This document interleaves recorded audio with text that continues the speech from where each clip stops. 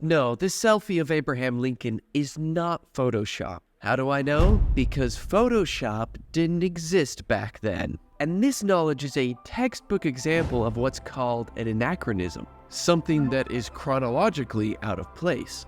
Many people believe that the Book of Mormon is full of anachronisms, but this actually isn't true.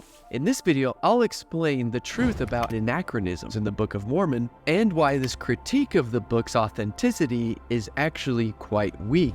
But to do this, we need to nail down the definition of an anachronism, so let's take a look. A thing belonging or appropriate to a period other than that in which it exists. So in the case of Abraham Lincoln and his cell phone, we know that Abraham Lincoln did not exist during the time that cell phones existed, so therefore we know that this is not real.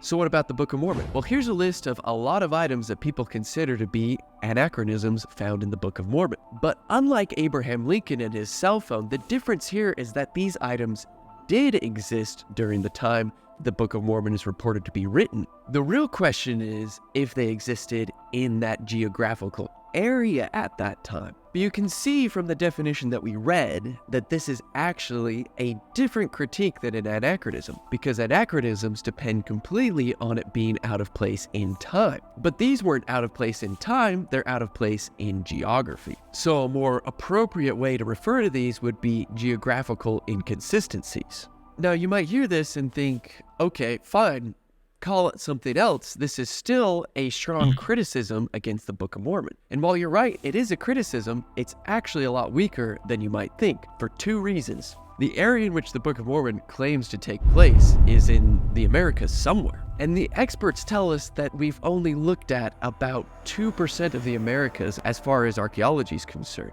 meaning 98% of what is out there is not discovered yet. Also, it's worth pointing out that absence of evidence is not evidence of absence. So for example, just because we haven't found elephant bones in the Americas during that time doesn't mean there weren't elephants during that time.